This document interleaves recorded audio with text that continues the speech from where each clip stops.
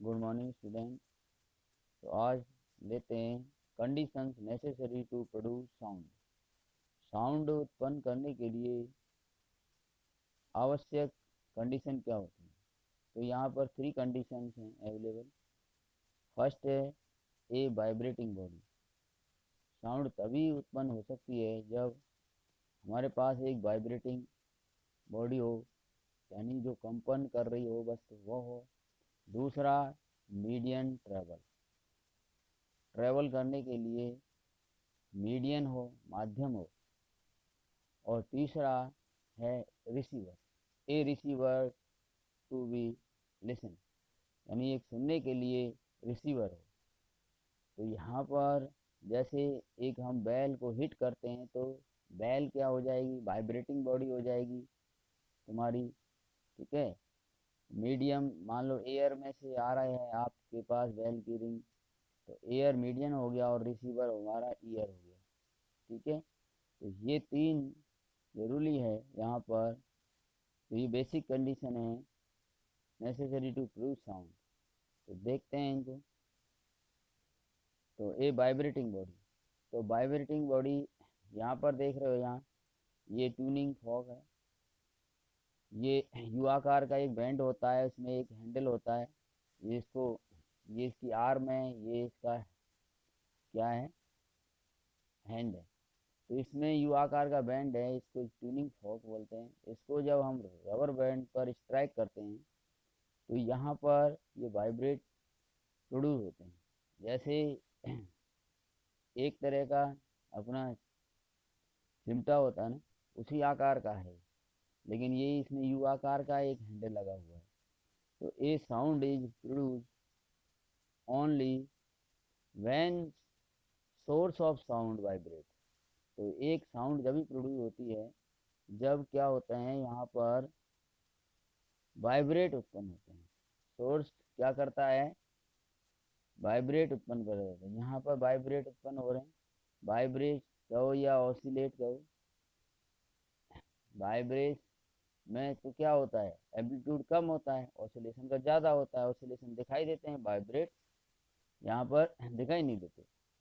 Eight its mean position in to and fro direction. तो यहाँ पर क्या होगा, वाइब्रेट होंगे ऐसे टू एंड फ्रो। तो यानी माध्य स्थिति के हम कह सकते हैं मीन पोजीशन के दोनों ओर मोशन करेंगे, तो ये लॉन्गिट्यूडिनल वेव वाइब्रेट करेंगे। तो some time vibrate can be see and some time they are invisible. तो कुछ बार तो ये वाइब्रेट हमें दिखाई देते हैं और कुछ बार हमें ये सीन नहीं होते। तो वाइब्रेट दोनों तरह के हो सकते हैं। यहाँ पर अब देखिए एग्जाम्पल ऑफ वाइब्रेटिंग बॉडी। अब 2 वाइब्रेटिंग बॉडी फिगर में सीन हो रही हैं। एक है रिंगिंग बेल और एक है हारमोनियम। अब you can see vibrate in ringing bell. तो रिंगिंग बेल के अंदर आप वाइब्रेशन देख ले सकते हो, ये वाइब्रेट करेगा, बेल बजती हुई नजर आएगी आपको, इसमें वाइब्रेशन सीन होंगे। But not in case of playing harmonium. ये बजते हुए हारमोनियम में हमें ये वाइब्रेशन सुनाई नहीं देंगे। तो यानी वाइब्रेशन यहाँ पर दिख रहे हैं, यहाँ पर नहीं दिखाई दे रहे। तो दोनों तरह से फील हो सकते हैं ये। जैसे कोई आपकी प्लेट है और फ्लोर पर गिरती है, फ्लोर पर गिरती है, तब उसमें वाइब्रेशन हमें क्या होते हैं, फील हो सकते हैं, अन्यथा नहीं। या उसमें आप कोई बर्तन है उसमें पानी भरा हुआ है, वाटर ले रखा है आपने, फिर उसको हीट करते हो तो आपको देखते देखते हैं उसमें पानी में वाइब्रेशन अच्छी तरह से होते हैं, है ना। लेकिन हारमोनियम के वाइब्रेट यहाँ पर दिखाई नहीं देंगे। तो दोनों तरह के हो सकते हैं।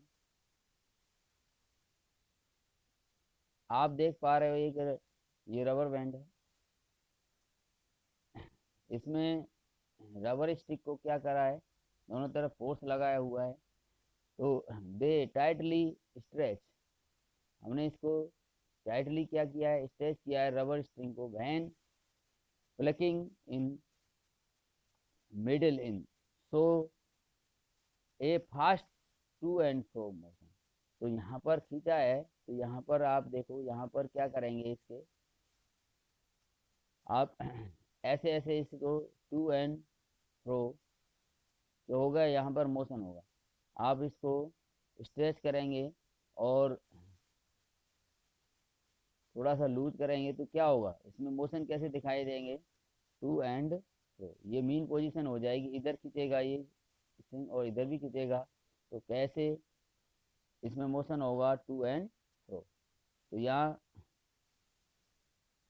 आप देख पा रहे हैं यहाँ पे फिगर में ये ट्यूनिंग हो गया, इसको रबर बैंड पे स्ट्राइक किया गया है, तो यहाँ से वाइब्रेट प्रोड्यूस हो रहे हैं, यहाँ से वाइब्रेशन प्रोड्यूस हो रहे हैं। तो ये वाइब्रेशन क्या होते हैं, रेयर फ्रैक्शन और कंप्रेस, यानी आर और सी के बीच में, आर और सी के रूप में आगे क्या करते हैं, मोमेंट करते हैं। तो when A tuning fork is hit on rubber pad, rubber pad पर हिट कर रहे हैं इसको, तो ए फेंट साउंड इज हियर्ड, तो ध्वनि सुनाई देगी आपको, साउंड सुनाई देगी, but no vibration are see, लेकिन इसके वाइब्रेशन जो हैं, वो कंपन जो हैं आपको नहीं सुनाई देंगे। But if you bring that tuning fork near a hearing bell, अब इसको क्या है, एक यहाँ पर कोई बेल लगा लो, घंटी, ये यहाँ पर ले लिया आपने, इसके बेल के पास लाते हो, then show an oscillation motion. तो यहाँ पर ये क्या है, बेल के अंदर इसके वाइब्रेशन सिम्स होंगे। तो यहाँ अब ये कह रहे हैं हम कह रहे हैं इसके वाइब्रेशन सीन नहीं हो रहे, क्योंकि ये एयर में क्या कर रहे हैं, मोशन कर रहे हैं। तो यहाँ पर ये जो मोशन होता है वो देखो, यहाँ पर रेयर फ्रैक्शन है, यानी ये दूर दूर है पार्टिकल, फिर यहाँ पर क्या है, ये डेंसिटी ज़्यादा हो जाएगी तो ये कंप्रेस हो जाएंगे, फिर इसकी एनर्जी ट्रांसफ़र आगे होगी, तो ये सी हो चलेंगे, बट नॉट यू कैन ये हमें क्या कर रहे हैं, ब्रिंग दैट ट्यूनिंग हो। अब यहाँ पर हम क्या कर रहे हैं, एक रिंगिंग बेल को लाते हैं यहाँ पर, तब ये वाइब्रेट क्या होते हैं, सिम्स होते हैं। अब ये वाइब्रेट इससे स्ट्राइक कराएंगे तो यहाँ पर वाइब्रेशन इसकी बेल की सरफेस पे क्या होंगे, सिम्ड हो सकते हैं। तो यहाँ पर हम क्या बताने जा रहे हैं आपको, वाइब्रेशन दो प्रकार के हो सकते हैं, विजुअल और नॉन विजुअल, दिखाई देने वाले और ना ही दिखाई देने वाले। When the source of sound vibrate it collides with the particle present in air. तो देखो यहाँ पर हम कह रहे हैं ये ट्यूनिंग फॉग है, वाइब्रेट कर रहा है, तो एयर में क्या है, कोलाइडी पार्टिकल है, यानी पार्टिकल हैं यहाँ पर, और ये क्या कर रहे हैं, ये वाइब्रेट हो रहे हैं। तो ये वाइब्रेशन के द्वारा ये पार्टिकल वाइब्रेट हुआ, इसने दूसरे को वाइब्रेट किया, तीसरे को, ये क्या होता है, एक एनर्जी ट्रांसफर के रूप में ये आगे की तरफ चलते रहते हैं। तो ये एनर्जी क्या है, रेयर कंप्रेस एरियाज के रूप में ट्रांसफर होती है। तो यहाँ पर साउंड एक स्थान से दूसरे स्थान पर ट्रेवल करती है, लेकिन इसके लिए क्या जरूरी है, आप देख रहे हैं यहाँ मीडियन होना जरूरी है। अगर यहाँ पर ये कोलाइड पार्टिकल ना हो, यानी मीडियन नहीं होगा, तो ये पार्टिकल नहीं होंगे, नहीं होंगे तो एनर्जी ट्रांसफर नहीं होगा, और वेव या साउंड हम कहें ट्रेवल नहीं कर पाएगी। तो these particle after collision further collide with other. तो ये क्या करते हैं, यहाँ पार्टिकल हैं, एक दूसरे को क्या करते हैं, टक्कर लगाते हैं, particle, and this continuing form of chain carrying the energy until the energy of particle become too feeble to collide further and progress the sound। तो यहाँ पर ये क्या करते रहते हैं, एक दूसरे को जब तक टक्कर मारते रहेंगे, जब तक इनके पास क्या होगी, ये एनर्जी आवश्यक होगी, लेकिन ये एनर्जी क्या होती है, धीरे धीरे धीरे धीरे धीरे धीरे यहाँ पर क्या होता है, डिक्रीज होती जाती है। और फिर ये क्या है, पोलैरिटी पार्टिकल को क्या करती है, मूवमेंट नहीं कर पाती। तब ये क्या होता है, साउंड क्या होती है वहाँ पर, वो स्टॉप हो जाती है। तो यहाँ हमें क्या कर रहे हैं, ये पार्टिकल, एक पार्टिकल दूसरे को, दूसरे तीसरे को, ये क्या कर रहा है, यहाँ पर एनर्जी ट्रांसफर हो रहा है।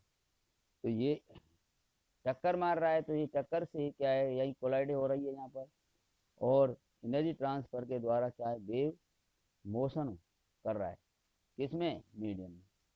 तो अब देखते हैं, as we move any form sound, any form sound source the sound become. तुम देखते हो कोई भी सोर्स है, यहाँ पर कोई रिंगिंग बेल है, मान लो यहाँ पर बेल बज रही है, आप देखते हो यहाँ पास हो, तो यहाँ इसकी साउंड क्या होती है कि जो इंटेंसिटी है वो हाई होती है। और जैसे ही आप दूर जाते हो सोर्स से, तो उसकी लेवल हो जाती है, कम हो जाती है, यानी लेस हो जाती है, दूर हम होते हैं। तो यहाँ पर तो क्या होगी, हायर पास होगी। और दूर से एक दूसरा बॉय यहाँ पर है, तो क्या हो जाएगी उसकी लेवल, यानी कम साउंड सुनाई देती है उसको। तो इसका मतलब ये एनर्जी ट्रांसफर जो चलता है वो क्या हो जाता है, लेस होता जाता है, जिससे साउंड की जो इंटेंसिटी है वो क्या हो जाएगी, डिक्रीज हो जाती है। मीडियन टू ट्रेवल, अब देखते हैं कि साउंड को ट्रेवल करने के लिए मीडियन की आवश्यकता होती है, माध्यम जो बहुत जरूरी है। क्योंकि साउंड को हमने क्या बताया, मैकेनिकल वेव बताया। तो इसमें तो to show that sound need medium to travel, एक प्रयोग द्वारा सिद्ध कीजिए कि साउंड को ट्रेवल करने के लिए मीडियम की आवश्यकता होती है।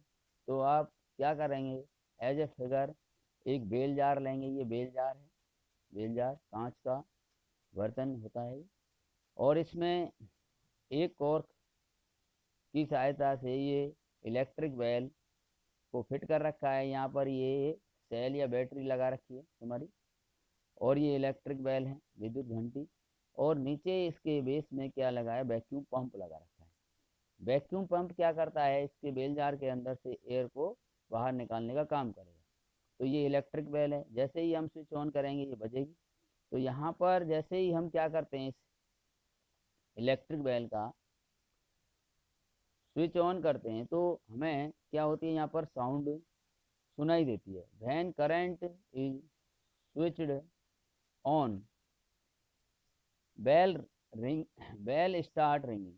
जैसे ही हम स्विच ऑन करते हैं, यहाँ पर स्विच लगा सकते हैं, और तो जैसे ही हम स्विच ऑन करेंगे घंटी बजना प्रारंभ हो जाएगी।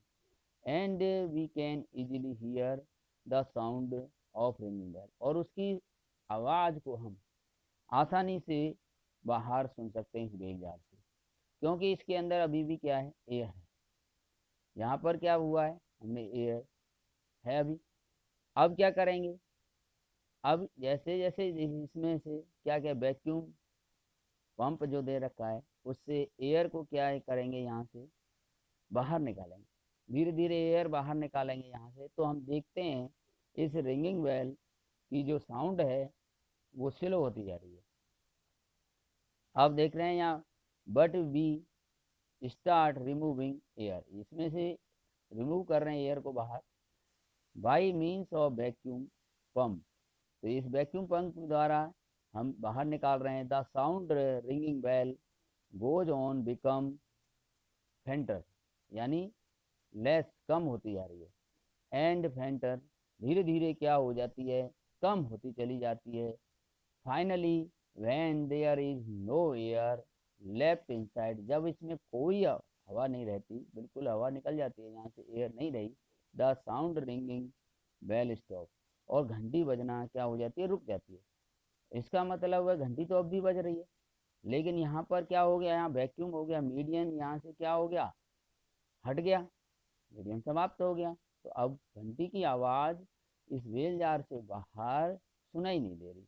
इसका मतलब है साउंड को ट्रेवल करने के लिए मीडियम आर नेसेसरी, तो इस प्रकार इसको होमवर्क में करके मेरे पास सेंड करेंगे। Thank you, have a nice day. मिलते हैं नेक्स्ट वीडियो में।